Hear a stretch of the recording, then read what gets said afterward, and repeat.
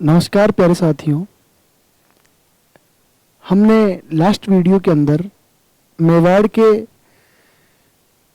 शासकों के बारे में देखा था और उस वीडियो में हमने यानी कि लास्ट क्लास में हमने मेवाड़ के उद्धारक राणा हम्मीर से लेकर राणा कुंभा तक की कुछ उपलब्धियों के बारे में पढ़ा था। राणा कुंभा के अंदर मैंने आपको एक पॉइंट बताया था कि किस प्रकार राणा कुंभा ने रणमल की सहायता से चाचा और मेरा की हत्या करवाई और भारमली की सहायता से किस प्रकार राणा कुंभा ने रणमल राठौड़ की हत्या करवा के अपने मेवाड़ के शासन को अपने हाथों में लिया। इसके बाद मैंने आपको बताया कि राणा कुंभा एक महान शासक था, एक वीर योद्धा था, एक निर्माता था, विद्वान था, विद्वानों को आश्रय दाता था।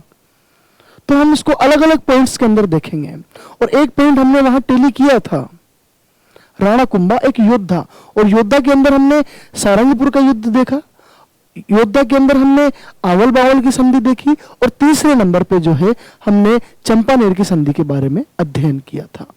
अब अगला जो पॉइंट होगा वो हम देखेंगे राणा कुंभा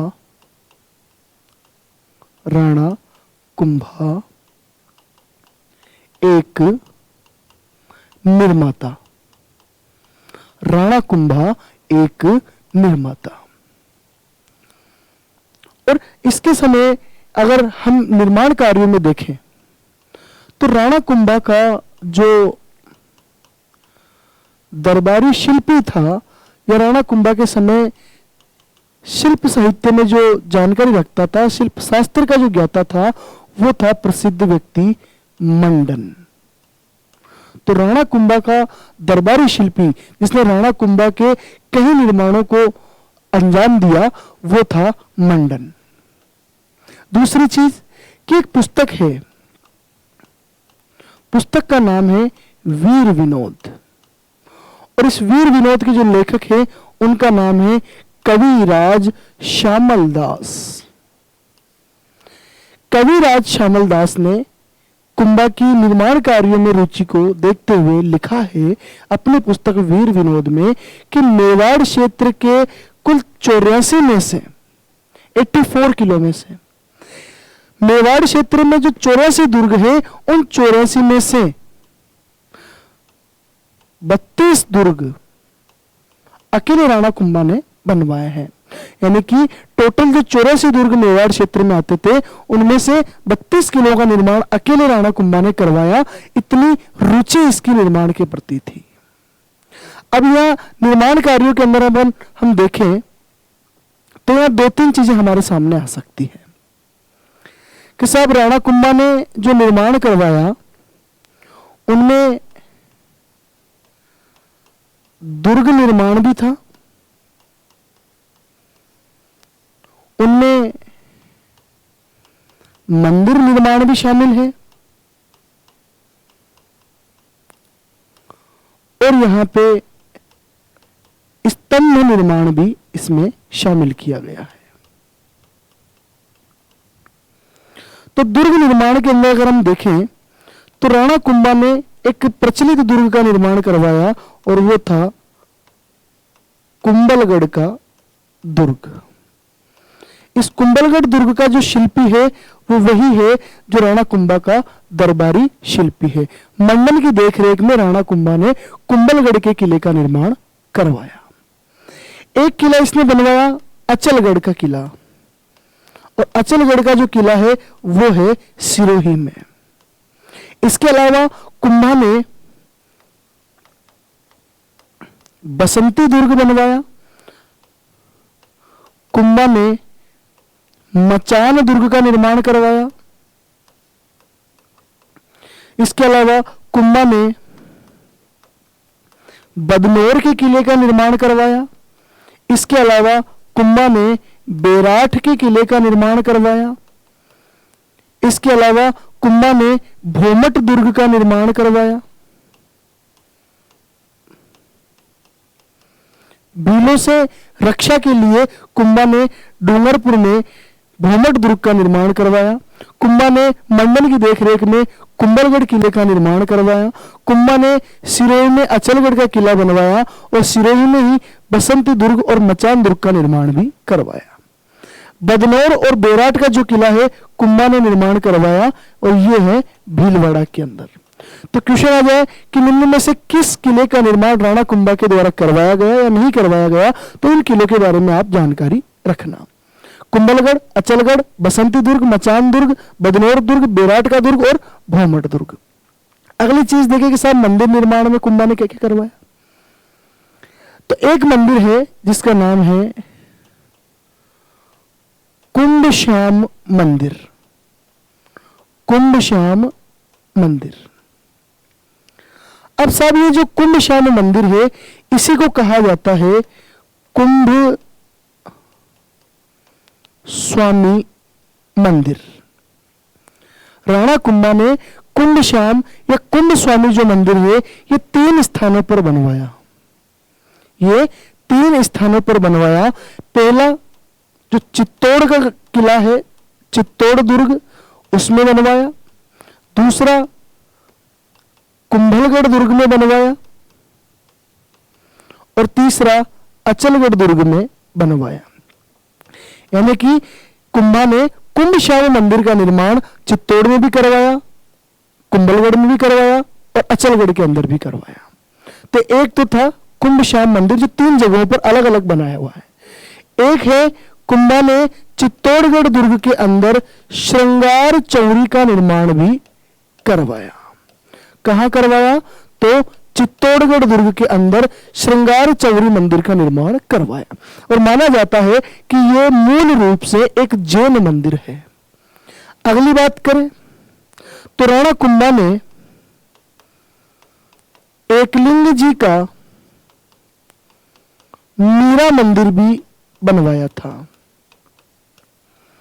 और अगर हम चर्चा करें तो राणा कुंभा के द्वारा ही मैंने अभी आपको बताया था कि बदनौर में राणा कुंभा ने कुशाला माता के मंदिर का निर्माण भी करवाया। तो ये मंदिर मुख्य रूप से राणा कुंभा के समय बनाए गए। लेकिन अगर हम बात करें मंदिर निर्माण में तो राणा लाखा के समय पर ही रणकपुर के जैन मंदिरों का निर्माण हुआ था। रणकपुर के जैन मंदिर का निर्माण हुआ था, लेकिन राणा कुंभा के द्वारा नहीं करवाया गया इनका निर्माण। ये जैन मंदिर राणा कुंभा के समय में निर्मित हुए, लेकिन कुंभ श्याम मंदिर, श्रृंगार चौरी मंदिर, एकलिंग का मीरा मंदिर और बदनौर का कुशाला माता मंदिर, ये सभी मंदिर जो है वो राणा कुंभा के द्वारा ही बनवाए गए। अगली बात अगर मैं करूं कि दुर्ग निर्माण, मंदिर निर्माण के बाद में अगला क्या आता है, तो अगला आता है स्तंभ निर्माण। और मैंने अभी आपको बताया था कि राणा कुंभा ने सारंगपुर की विजय के बाद में, विजय के उपलक्ष्य में एक स्तंभ बनवाया जिसे कहा गया विजय स्तंभ। कौन से दुर्ग में बनाया? तो ये आंसर हो जाता है आपका चित्तौड़गढ़ के किले के अंदर ये बनवाया गया। तो निर्माण, एक निर्माता के रूप में हमने कुंभा में देखा कि कुंभा का जो दरबारी शिल्पी था उसका नाम था मंडन। वीर विनोद जो कविराज श्यामल दास के द्वारा लिखी गई उसमें बताया गया कि मेवाड़ क्षेत्र के 84 में से 32 किलो का निर्माण राणा कुंभा के द्वारा करवाया गया। दुर्ग निर्माण में कुंभलगढ़, अचलगढ़, बसंती, मचान, बेराट, बदनौर और भौमट के किले राणा कुंभा के द्वारा बनवाए गए। कुंभलगढ़ का किला राजसमंद में है और मंडन की देखरेख में यह बनाया गया था। मंदिर निर्माण में कुंभ श्याम मंदिर या कुंभ स्वामी मंदिर जो चित्तौड़, कुशलगढ़ और अचलगढ़ में है, श्रृंगार चौरी मंदिर जो चित्तौड़ में एक जैन मंदिर है, एकलिंग नाथ जी का मीरा मंदिर और कुशला माता का मंदिर बदनौर के अंदर बनवाया। एक बनवाया उन्होंने विजय स्तंभ, सारंगपुर के युद्ध की विजय में या उस विजय की उपलक्ष्य में चित्तौड़गढ़ दुर्ग के अंदर। अब हम यहां थोड़ी सी बात करेंगे विजय स्तंभ के बारे में।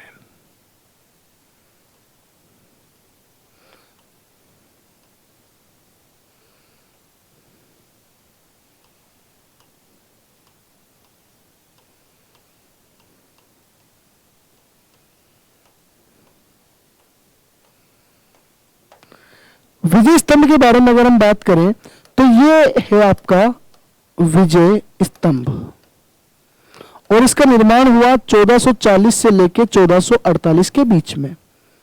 किस विजय के उपलक्ष्य में बनवाया गया? तो ये बनवाया गया आपके सारंगपुर की विजय लड़ाई के विजय के उपलक्ष्य में। कहां पर बनवाया गया? तो चित्तौड़गढ़ के किले के अंदर यह बनवाया गया। इसकी क्या विशेषताएं हैं इसके बारे में हम देखते हैं। तो साहब इसकी जो ऊंचाई है वो है 122 फीट। 122 फीट ये ऊंचा है। और हम देखते हैं कि इसमें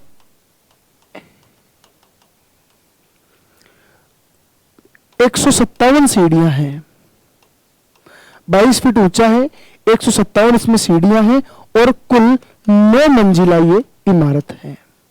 9 मंजिला है, 122 फीट इसकी ऊंचाई है और 157 इसके अंदर सीढ़ियां हैं। बात करें कि साहब ये जो विजय स्तंभ है, इस विजय स्तंभ के उपनाम हम देखते हैं या अन्य नाम इसके देखते हैं तो 2 नाम हमारे सामने स्पेशली आते हैं। एक तो नाम आता है आपका हिंदू मूर्तियों का अजायब घर और दूसरा आता है भारतीय मूर्ति कला का विश्वकोश और एक तीसरा नाम इसका आता है विष्णु ध्वज। और इसको विष्णु ध्वज क्यों कहा गया? उसको विष्णु ध्वज इसलिए कहा गया क्योंकि ये भगवान विष्णु को समर्पित था और भगवान विष्णु को समर्पित होने के कारण ही इसे विष्णु ध्वज के नाम से भी जाना जाता है। अब फिर अगर इसके बारे में बात करें तो साहब इसका जो निर्माण था वो तो कुंभा के द्वारा करवाया गया, लेकिन इसके शिल्पी कौन कौन थे?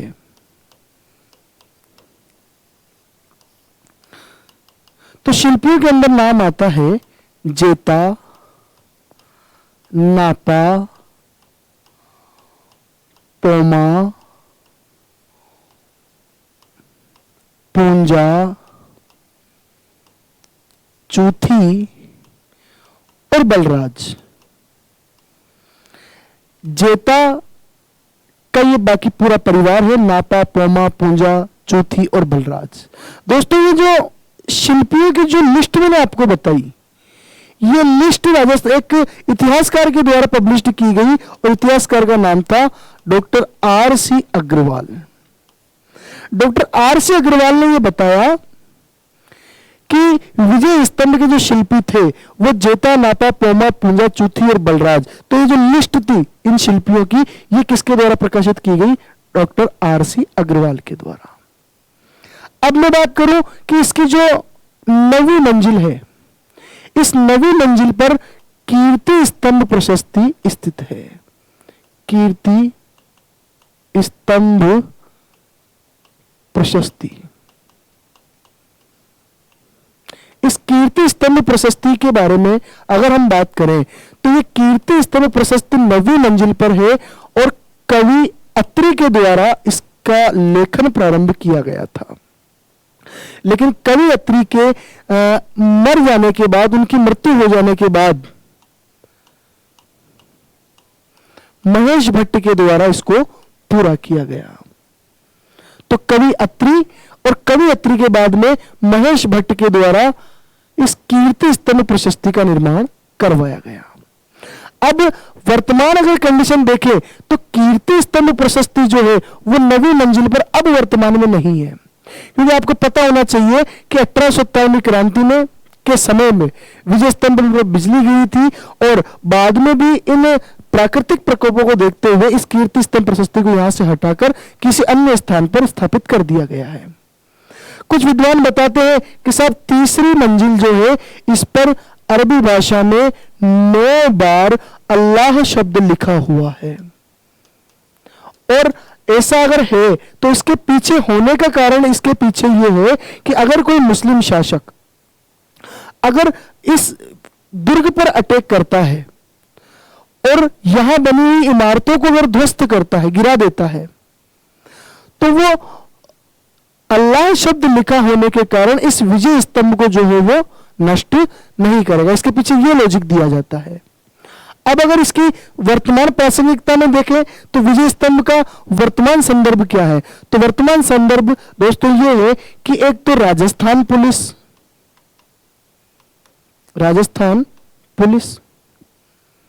और दूसरा माध्यमिक शिक्षा बोर्ड। इन दोनों का ही जो लोगो है वो विजय स्तंभ है। राजस्थान पुलिस और माध्यमिक शिक्षा बोर्ड, इन दोनों का जो लोगो यानी कि ध्येय चिन्ह है वो है आपका विजय स्तंभ। और अगर इसके बारे में हम चर्चा करें तो 15 अगस्त 1949 को 1449 को इस विजय स्तंभ पर डाक टिकट जारी किया गया। इस विजय स्तंभ पर डाक टिकट जारी किया गया और यह राजस्थान की पहली ऐसी इमारत है, विजय स्तंभ राजस्थान की पहली ऐसी इमारत है जिसके ऊपर डाक टिकट जारी किया गया। यानी कि राजस्थान की ऐसी पहली इमारत कौन सी है जिसके ऊपर डाक टिकट जारी किया गया था? तो वो है आपका विजय स्तंभ। फिर से एक बार देखते हैं। विजय स्तंभ का निर्माण राणा कुंभा के द्वारा सारंगपुर विजय के उपलक्ष्य में 1440 से 1448 के बीच में करवाया गया। विजय स्तंभ को हिंदू मूर्तियों का अजायब घर भी कहा जाता है। विजय स्तंभ को भारतीय मूर्तिकला का विश्वकोश भी कहा जाता है और विजय स्तंभ को विष्णु ध्वज भी कहा जाता है। विष्णु ध्वज क्यों कहा जाता है? क्योंकि ये जो विजय स्तंभ है ये भगवान विष्णु को समर्पित है। अगला इसके आकार प्रकार के बारे में देखें तो विजय स्तंभ जो है वो 9 मंजिला है, 122 फीट ऊंचा है और 157 सीढ़ियां इसके अंदर लगी हुई है। अगली चीज कि राजस्थान पुलिस और माध्यमिक शिक्षा बोर्ड का जो वर्तमान में लोगो है वो लोगो विजय स्तंभ का ही है। 15 अगस्त 1949 को पहली बार विजय स्तंभ पर डाक टिकट जारी किया गया और इसी के साथ राजस्थान में डाक टिकट जारी करने वाली जो पहली इमारत है वो बन जाती है विजय स्तंभ। इसके अगर शिल्पियों की मैं बात करूं कि इसका डिजाइन किसने तैयार किया या इसका निर्माण किसने किया, तो जेता शिल्पी का पूरा परिवार था जिसमें नापा, पोमा, पूंजा, चूथी और बलराज, इन लोगों का नाम प्रमुख है। और ये जो शिल्पियों की जो ये सूची है ये सूची पब्लिश की गई थी डॉक्टर RC अग्रवाल के द्वारा। माना जाता है कि सब 9वीं मंजिल पर कीर्ति स्तंभ प्रशस्ति पहले कभी स्थापित हुआ करती थी, वर्तमान में वहां पे नहीं है। और इस कीर्ति स्तंभ प्रशस्ति की रचना लगभग 1460 ईस्वी में कवि अत्रि के द्वारा और कवि अत्रि के बाद में कवि महेश, जो महेश भट्ट के नाम से कवि अत्रि का बेटा था, उसके द्वारा ये पूर्ण की गई। अब साहब हम देखते हैं इसके बारे में। तो आपने एक नाम राजस्थान के इतिहास में कई बार सुना होगा, कर्नल जेम्स टोड के बारे में। ये कर्नल जेम्स टोड जो राजस्थान के इतिहास में अपनी एक अलग पहचान रखता है। कर्नल जेम्स टोड ने इस विजय स्तंभ की तुलना, ये जो विजय स्तंभ था, इस विजय स्तंभ की तुलना की है दिल्ली की कुतुब मीनार से, इसकी तुलना की है। और दूसरा, एक इतिहासकार है फर्ग्यूसन, विदेशी इतिहासकार है। इस फर्ग्यूसन ने इस विजय स्तंभ की जो तुलना है वो की है रोम के टार्जन से या रोम के टार्जन से।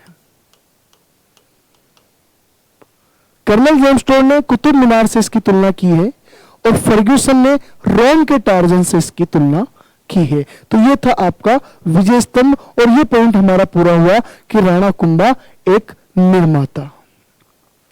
अगली चीज हम देखें तो हमारे सामने आएगी कि अगला जो पॉइंट हम देखना चाहते हैं वो है राणा कुंभा एक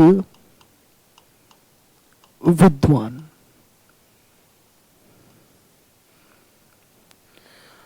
अब विद्वान के रूप में हम राणा कुंभा को समझने के लिए सबसे पहले तो हम यहां ये बात लेंगे कि राणा कुंभा को हिंदी भाषा भी आती थी, संस्कृत भाषा भी आती थी, मेवाड़ी भाषा भी आती थी, कन्नड़ भाषा भी आती थी, मराठी भाषा भी आती थी। इन सभी भाषाओं का ज्ञाता जो है वो राणा कुंभा था। दूसरा कि राणा कुंभा जो है वेद, स्मृति, मीमांसा, उपनिषद, काव्य, इनके अंदर भी गहरा ज्ञान रखता था। यानी कि राणा कुंभा अपनी विद्वता में अपनी विद्वता से इतने इसके द्वारा नाटक लिखे गए, इतनी ग्रंथों का रचना की गई, इतना बड़ा ये संगीतज्ञ था, इतना बड़ा संगीतकार था जिसका उस जमाने में कोई मुकाबला नहीं था। तो राणा कुंभा वेद, स्मृति, मीमांसा, उपनिषद, पुराण, काव्य, इन सभी का ज्ञाता था और साथ में संस्कृत, हिंदी,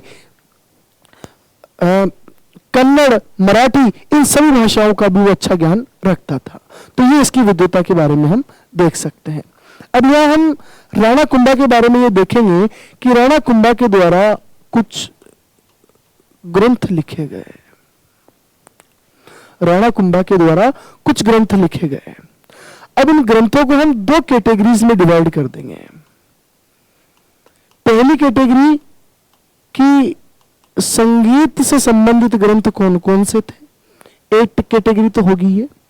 और दूसरा कि अन्य विषयों पर जो राणा कुंभा के द्वारा ग्रंथ लिखे गए वो ग्रंथ कौन कौन से थे। तो संगीत के विषय पर जो ग्रंथ लिखे गए उनमें नाम आता है संगीत राज, इनमें नाम आता है संगीत मीमांसा, एक नाम आता है संगीत रत्नाकर, एक नाम आता है संगीत क्रम दीपिका, एक नाम आता है सूड प्रबंध, फिर नाम आता है संगीत सुधा। तो कुल मिलाके राणा कुंभा अपने आप में एक संगीतज्ञ था, एक बड़ा विद्वान था। इसीलिए संगीत क्षेत्र में इसके योगदान को देखते हुए इसे अभिनव भट्टाचार्य भी कहा गया है। तो संगीत राणा कुंभा एक विद्वान के अंदर हम देखेंगे कि राणा कुंभा ने कई ग्रंथों की रचना की और उन ग्रंथों को हम दो कैटेगरीज में डिवाइड करेंगे। एक तो वे जो संगीत के विषय पर लिखे गए और एक वे जो अन्य विषयों पर लिखे गए। अब संगीत विषयों पर जो ग्रंथ लिखे गए इनमें सबसे इंपॉर्टेंट है ये तीन विषय, संगीत राज, संगीत मीमांसा और सूड प्रबंध।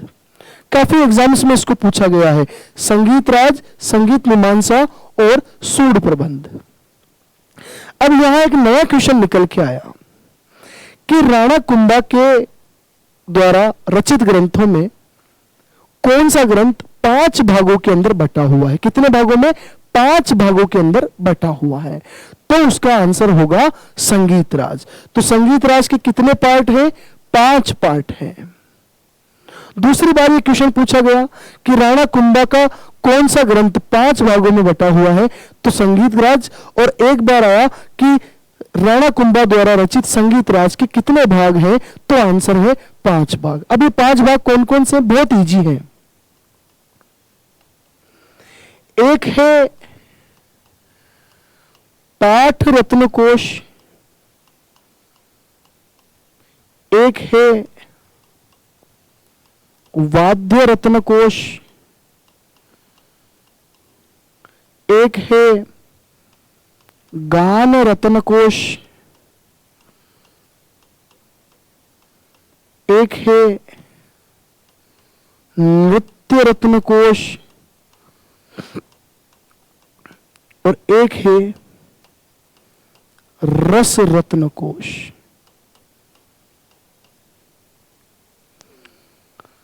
इनको याद करने का सबसे सीधा तरीका ये है कि अपने गांव में आप कहीं जागरण वगैरह में अगर बैठते हैं तो सबसे पहले जो है वहां पे देवताओं की स्तुति का पाठ किया जाता है। तो यहीं से शुरुआत करते हैं, पाठ रत्न कोश।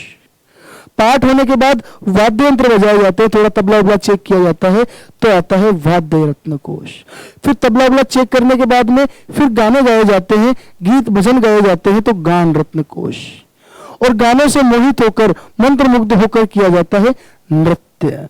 और जब ये चारों एक साथ चलते रहते हैं तो दर्शकों को और श्रोताओं को आता है रस। तो ये पाठ रत्नकोश, वाद्य रत्नकोश, गान रत्नकोश, नृत्य रत्नकोश और रस रत्नकोश, ये किसके भाग है?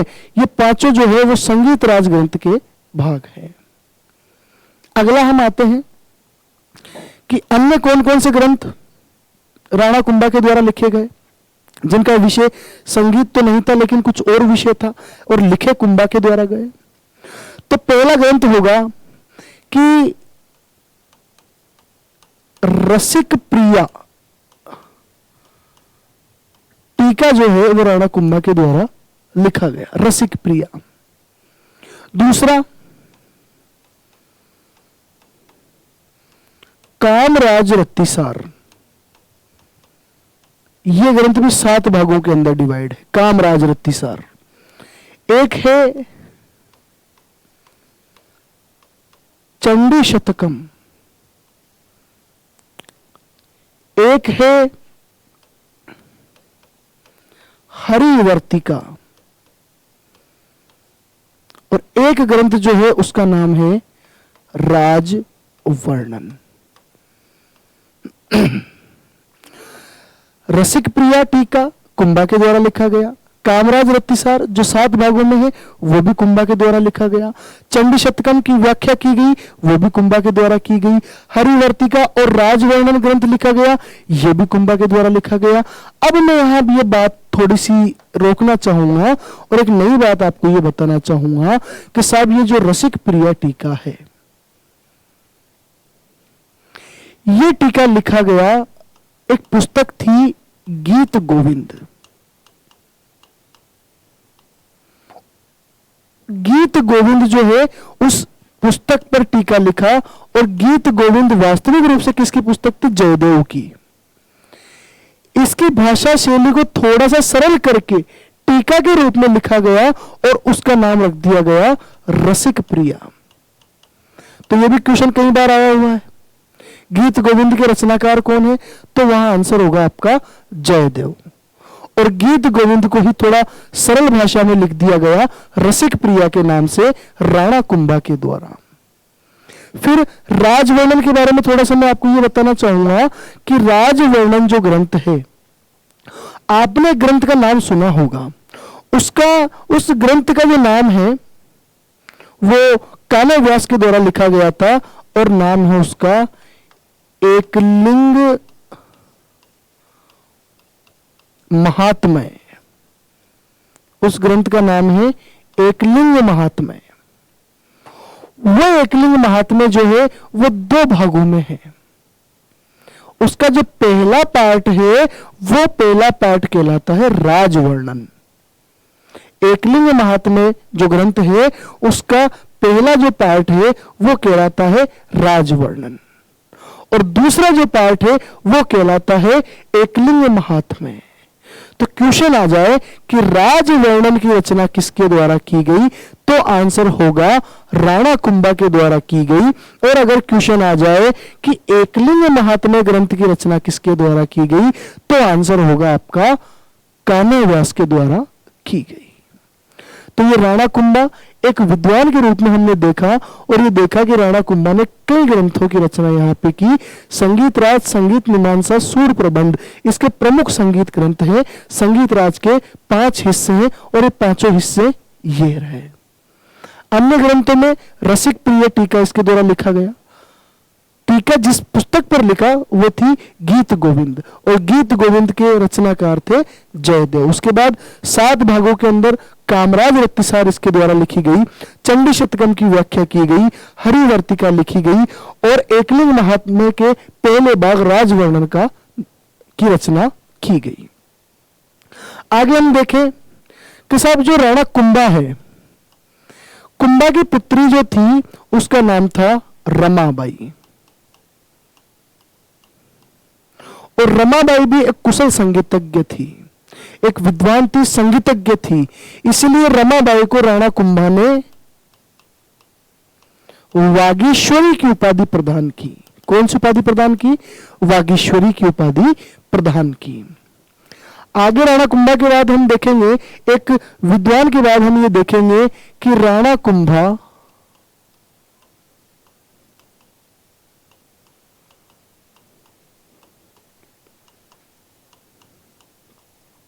विद्वानों का आश्रयदाता। राणा कुंभा विद्वानों का आश्रयदाता। अब यहां आप एक चीज देखो,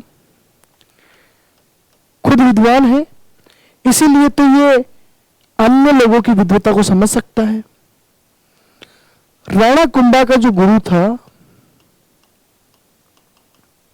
गुरु का नाम था हीरानंद। राणा कुंभा का जो संगीत गुरु था, उसका नाम था सारंग व्यास। राणा कुंभा का जो वेतनिक कवि था, उसका नाम था कान्हा व्यास। और इसी कान्हा व्यास के द्वारा ग्रंथ लिखा गया था एकलिंग महात्म्य। उसके बाद राणा कुंभा का जो दरबारी शिल्पी था, उसका नाम था मंडन। ये राणा कुंभा के मुख्य मुख्य दरबारियों के नाम हैं। लेकिन अगर हम अन्य दरबारियों में बात करें कि कौन कौन राणा कुंभा के समय इसके दरबार में विद्वान के रूप में थे, तो जितने भी विद्वान हमने अब तक, जितने भी शिल्पी पढ़े, जो भी हमने पढ़े, उनका नाम अगर हम लेंगे तो एक तो नाम आ जाता है कीर्ति स्तंभ प्रशस्ति की रचना करने वालों का नाम, कवि अत्रि और उसका बेटा महेश। दूसरा एक आ जाता है जो विजय स्तंभ के शिल्पी थे, यानी कि पूरा का पूरा जेता परिवार इसके दरबार में था। ठीक है। तीसरा नाम आ जाता है, एक और परिवार था, खेता परिवार।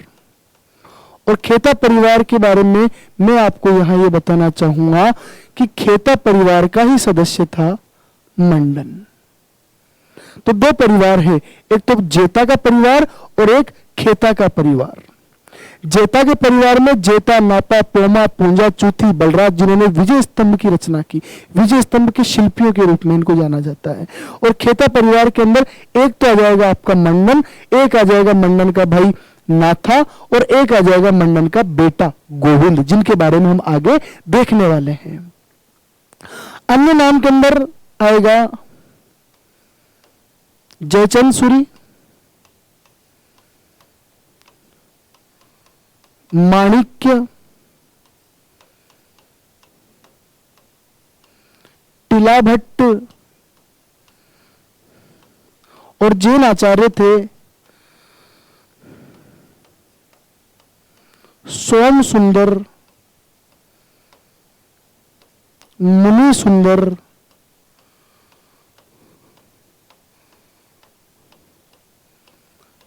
सुंदर सूरी,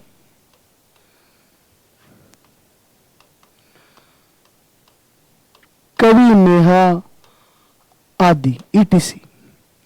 तो यहां हम देखेंगे कि राणा कुंभा के जो गुरु थे उनका नाम था हीरानंद, संगीत गुरु का नाम था सारंग व्यास, राणा कुंभा के जो वेतनिक कवि थे उनका नाम था कान्हा व्यास, और एकलिंग महात्म्य की रचना कान्हा व्यास के द्वारा की गई।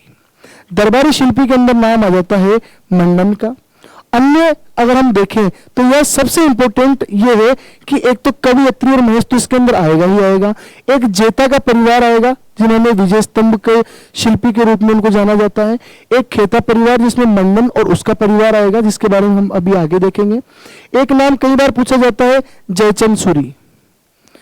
क्वेश्चन आता है कि निम्न में से कौन सा विद्वान पृथ्वीराज चौहान का महाराणा प्रताप का दरबारी विद्वान नहीं था, तो उसमें जयचंद सूरी का नाम भी होता है, टिला भट्ट का नाम भी होता है और माणिक्य का नाम भी होता है, और एक कोई चौथा ऑप्शन होता है और वही उसका आंसर माना जाता है। और जैन आचार्यों में जयचंद सूरी हुए, सोम सुंदर, मुनि सुंदर, सुंदर सूरी, भुवन सुंदर सूरी, कवि नेहा, इन लोगों कवि नेहा ने तीर्थकल्प के नाम से एक ग्रंथ भी लिखा था जिसमें लगभग 100 से ज्यादा उसने तीर्थों के बारे में वर्णन किया था। तो राणा कुंभा विद्वानों का आश्रयदाता, और ये जो विद्वान है ये राणा कुंभा के दरबारी विद्वान थे। आप इसका स्क्रीनशॉट ले सकते हैं, ये काफी इंपॉर्टेंट चैप्टर हमारा अभी चल रहा है। आगे अगला अगर हम देखें तो राणा कुंभा की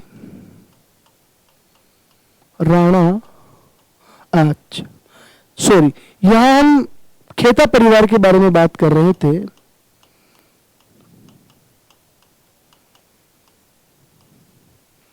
और खेता परिवार के 3 सदस्यों को हमें देखना है। एक तो है स्वयं मंडन, एक है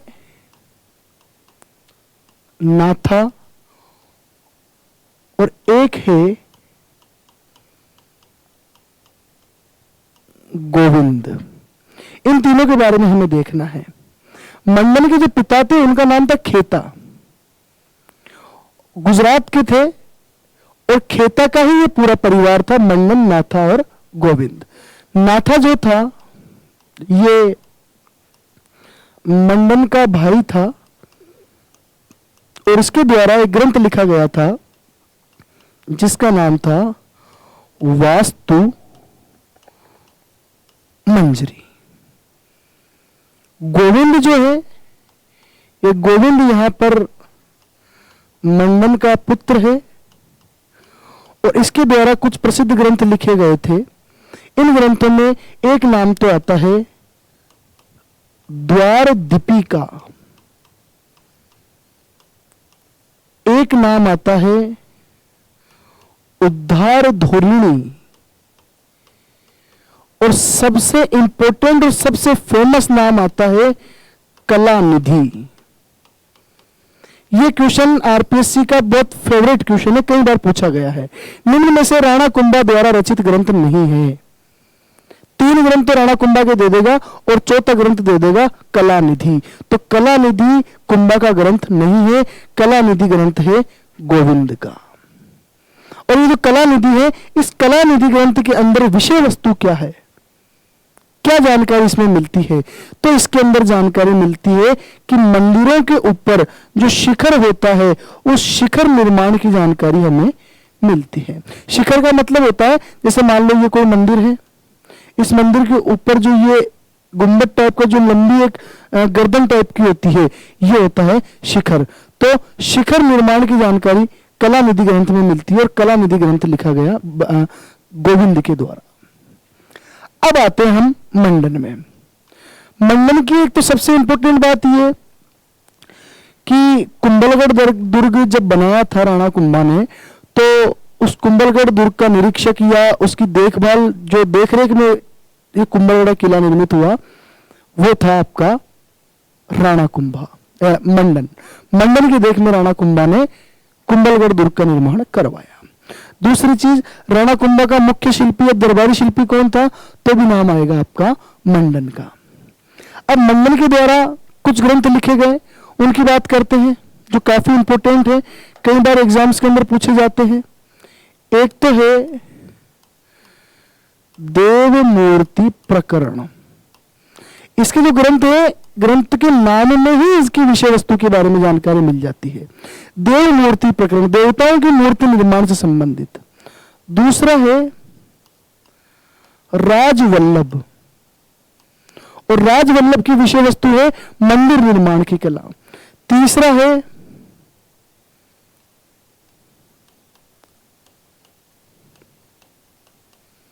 राजप्रसाद मंडन। राजप्रसाद यानी महल, महलों के निर्माण की जानकारी इसमें मिलती है। अगला ग्रंथ आता है वास्तुसार। एक ग्रंथ आता है वेद्य मंडन, एक ग्रंथ आता है शकुन मंडन, एक ग्रंथ आता है कोदंड मंडन। यानी कि आप ये देखो, देव मूर्ति प्रकरण ग्रंथ लिखा गया, देवताओं की मूर्तियों से संबंधित जानकारी दी गई। राजवल्लभ मंदिर निर्माण संबंधित इसमें जानकारी दी गई। राजप्रसाद मंडन, राजप्रसाद मंडन के अंदर जो है वो महलों के निर्माण से संबंधित जानकारी दी गई। एक है वास्तुसार, वास्तुशास्त्र के बारे में जानकारी दी गई।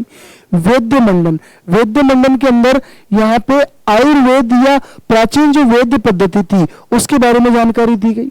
उसके बाद शकुन मंडन, ग्रह नक्षत्रों के बारे में जानकारी दी गई। शकुन अपशकुन के बारे में जानकारी दी गई, तो वो था शकुन मंडन।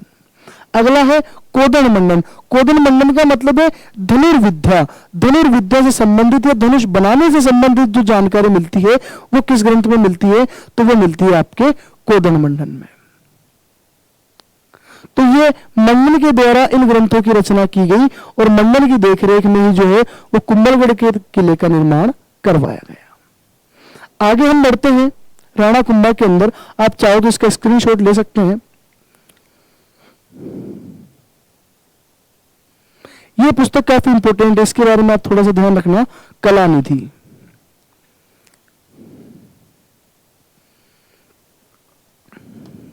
आइए आगे हम बात करते हैं राणा कुंभा की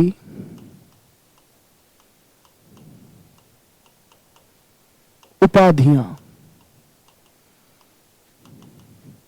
राणा कुंभा की उपाधियां, और राणा कुंभा की उपाधियों के अंदर पहली ही उपाधि अगर मैं आपको बताऊं तो वो है अभिनव भट्टाचार्य। अभिनव भट्टाचार्य उपाधि इसको मिली थी संगीत क्षेत्र में। दूसरा, इन्हें कहा गया हिंदू सुरतान, यानी कि हिंदुओं की रक्षा करने वाला। तीसरा, इन्हें कहा गया चाप गुरु, श्रेष्ठ धनुर्धर के रूप में। इन्हें कहा गया शैल गुरु, पहाड़ी किलों को जीतने वाला। इन्हें कहा गया दान गुरु, लाखों का दान देने वाला। इन्हें कहा गया रूप विश्वंभरो, यानी कि ये काफी स्मार्ट दिखते थे, काफी हैंडसम थे, काफी रूपवान थे, इसलिए रूप विश्वंभरो भी इनको कहा गया। इन्हें कहा गया महाराज धीराज। इन्हें कहा गया परमेश्वर या परम भागवत। इन्हें कहा गया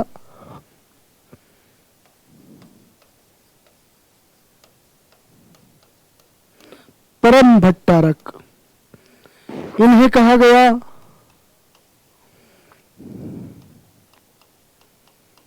राणो रासो या राय रायण। क्यों कहा गया राणो रासो राय रायण? तो विद्वानों का आशीर्वादा होने के कारण इनको कहा गया। अलग अलग क्षेत्र में विद्वता रखने के कारण इनको अलग अलग उपाधियां दी गई। संगीत क्षेत्र में योगदान के कारण इन्हें अभिनव भट्टाचार्य की उपाधि दी गई। उस समय के प्रबल हिंदू राजा होने के कारण और हिंदुओं की रक्षा करने के कारण हिंदू सुरतान के नाम से इनको जाना गया। चाप गुरु यानी कि धनुर्विद्या के अंदर निपुण होने के कारण कहा गया। हेल गुरु, शैल गुरु यानी कि पहाड़ी दुर्गों का विजेता होने के कारण इनको कहा गया। छाप गुरु भी इन्हें कहा गया। 11 नंबर पे हम लिख सकते हैं छाप गुरु, छापामार युद्ध में निपुण होने के कारण भी इनको छाप गुरु कहा गया। दान गुरु, लाखों का दान देने के कारण। रूप विश्वंभरो, अत्यधिक रूपवान होने के कारण। महाराज धीराज, परम भट्टारक, ये एक संप्रभु शासक की जो है उपाधियां थी। महाराज धीराज, परम भट्टारक, परमेश्वर, परम भागवत। राणो रासो, विद्वानों का आश्रयदाता होने के कारण इनको राणो रासो के नाम से जाना गया। और छाप गुरु का मतलब है कि यहाँ पे इन्होंने छापामार युद्ध प्रणाली की एक निपुणता प्राप्त की थी। तो अब ये राणा कुंभा के बारे में एक बड़ी चीजें कंप्लीट हो जाती है और अब हम राणा कुंभा का देखते हैं जीवन का अंतिम समय। राणा कुंभा के जीवन का अंतिम समय ऐसा बीता कि अंतिम समय में राणा कुंभा को उन्माद रोग हो गया। उन्माद रोग का मतलब है कि राणा कुंभा जो है उनके मस्तिष्क में ज्वर हुआ, मस्तिष्क में बुखार हो गया, इसलिए वो थोड़े पागल पागल से रहने लगे और इस स्थिति का फायदा उठाकर राणा कुंभा की हत्या, राणा कुंभा की हत्या इसी के बेटे उदयकरण यानी कि उदा के द्वारा कुंभलगढ़ दुर्ग के अंदर कर दी गई। और इसीलिए इस उदयकरण को या उदा को कहा जाता है मेवाड़ का पितृहंता। उदयकरण उदा को कहा जाता है मेवाड़ का पितृहंता, क्योंकि इस उदयकरण उदा ने अपने पिता कुंभा की हत्या कर दी थी। तो ये एक ऐसा व्यक्ति जो स्वयं विद्वान था, कई भाषाओं का जानकार था, संगीत के क्षेत्र में विशेष पहचान रखता था, वेद उपनिषद मीमांसा पुराण इन सभी चीजों के बारे में ये गहन जानकारी रखता था। एक ऐसा निर्माता जिसने मेवाड़ में 84 में से 32 किलो का निर्माण करवाया, कई मंदिर बनवाए, जिसके समय मेवाड़ की राजनीति अपने चरम पर थी, जिसके समय मेवाड़ की संस्कृति कला विज्ञान निर्माण कार्य स्थापत्य अपने चरम पर था। और यह कहा जाता है कि राजस्थान में अगर देखा जाए तो स्थापत्य कला का जनक, राजस्थान में स्थापत्य कला का जनक किसे माना जाता है, तो आंसर होगा आपके सामने कि राजस्थान में स्थापत्य कला का जनक राणा कुंभा को माना जाता है। तो वो शख्सियत जिसने मेवाड़ का सामाजिक धार्मिक आर्थिक राजनीतिक स्तर पर एक अलग से जो है एक अलग वर्चस्व स्थापित किया, एक अलग अस्तित्व राजस्थान के इतिहास में स्थापित किया, उस व्यक्ति को अपने जीवन के अंतिम समय में उन्माद रोग हो जाता है और उन्माद रोग का फायदा उठाकर उसका जो बेटा है उदयकरण, वो इस राणा कुंभा की हत्या कर देता है। तो ये राणा कुंभा हमारा यहाँ पे कंप्लीट होता है। इसके बाद हम देखेंगे कि उदयकरण का इतिहास में क्या योगदान रहा, उदयकरण को किस प्रकार उसकी हत्या करके या उसको दांडीमपुर के युद्ध में पराजित करके मेवाड़ के कुंभा के ही दूसरे बेटे रायमल के द्वारा किस प्रकार से अपने पिता की हत्या का बदला अपने भाई से लिया गया। और फिर देखेंगे कि रायमल के बाद में किस प्रकार साम्राज्य को अपने अधिकार में लेने के लिए राणा सांगा, जयमल और पृथ्वीराज तीनों भाइयों के अंदर संघर्ष शुरू होता है। तो वो कहानी हम आगे देखेंगे। बहरहाल हम राणा कुंभा पर ही अपने इस वीडियो को इस क्लास को जो है वो समाप्त करेंगे। धन्यवाद।